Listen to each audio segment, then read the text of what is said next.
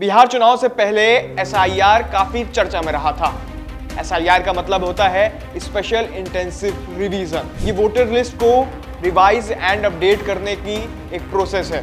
बिहार चुनाव के बाद अब देश के 12 अन्य राज्यों और यूटीज में भी एसआईआर 2.0 को लागू करने की प्रक्रिया शुरू की जा रही है, जिसमें उत्तर प्रदेश, मध्य प्रदेश, तेलंगाना, छत्तीसगढ़, राजस्थान, गोवा और कई अन्य यूटीज भी शामिल हैं। यूं तो भारत में पहले भी कई बार एसआईआर हो चुका है, लेकिन ये प्रक्रिया नए और युवा मतदाताओं के लिए नई चीज है। नमस्कार, मेरा नाम है एहसन रिजवी और एसआईआर को इस वीडियो के माध्यम से विस्तृत रूप से समझने के हम आज प्रयास करेंगे। बिहार के बाद देश के अन्य राज्यों में एसआईआर 2.0 प्रोसेस शुरू किया गया है। इस अभियान में तमिलनाडु, केरल, पश्चिम बंगाल, उत्तर प्रदेश, मध्य प्रदेश, राजस्थान, छत्तीसगढ़, गोवा, गुजरात, पुडुचेरी, अंडमान निकोबार आइलैंड, लक्षद्वीप भी शुमार है। इन 12 स्टेट के लगभग 51 करोड़ वोटर्स इस अभियान में कवर किए जाएंगे। ये प्रोसेस 4 नवंबर से शुरू किया गया है।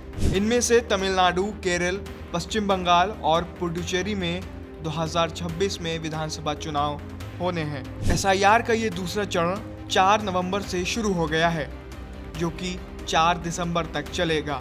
इस प्रक्रिया में बूथ लेवल ऑफिसर यानी बीएलओ लोगों के घर जाएंगे और वो उनको इन्यूमरेशन फॉर्म देंगे।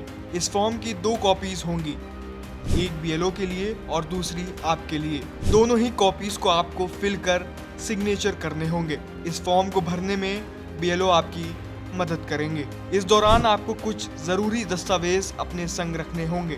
खास बात यह है कि आधार के अलावा भी कई अन्य दस्तावेज मान्य होंगे, यानी अगर आपके पास आधार कार्ड नहीं है तो आप अपनी पहचान साबित करने के लिए कुछ अन्य दस्तावेजों का इस्तेमाल कर सकेंगे, जिसमें जन्म प्रमाण पत्र, पासपोर्ट, जाति प्रमाण पत्र, निवास प्रमाण पत्र यानी डोमिसाइल सर्टिफिकेट, 10वीं या 12वीं की सर्टिफिकेट, यूनिवर्सिटी का सर्टिफिकेट, परिवार रजिस्टर की कॉपी, राष्ट्रीय नागरिक रजिस्टर में नाम, सरकारी नौकरी का पहचान पत्र या पेंशन के कागज, वन अधिकार प्रमाण पत्र। आधार न होने पर ये दस्तावेज भी मान्य होंगे।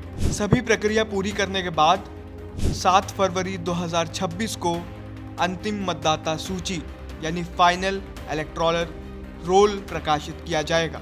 एसआईआर की घोषणा होते ही देश में इसका पुरजोर विरोध शुरू हो गया।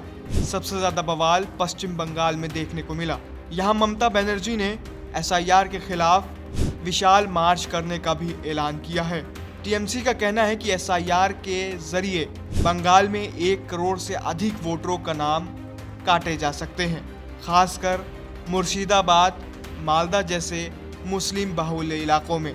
हालांकि चुनाव आयोग का मानना है कि एसआईआर ये सुनिश्चित करेगा कि कोई भी योग्य मतदाता छूट न जाए और कोई भी अयोग्य मतदाता सूची में शामिल न हो। शुरुआती दौर में यूपी में भी एसआईआर का हल्का विरोध देखने को मिला था। इसके अलावा कई राजनीतिक दलों का ये मानना है कि एसआईआर के जरिए लोगों की नागरिकता पहचान करने की भी कोशिश की जा रही है। हालांकि ईसीआई ने एसआईआर को देश की मतदाता सूची का रिवीजन और अपडेट बताया है। This video is sponsored by Ram Ram Group of Companies, co-sponsored by Nature House and Bhaiya Ji Silver Coated Ilachi.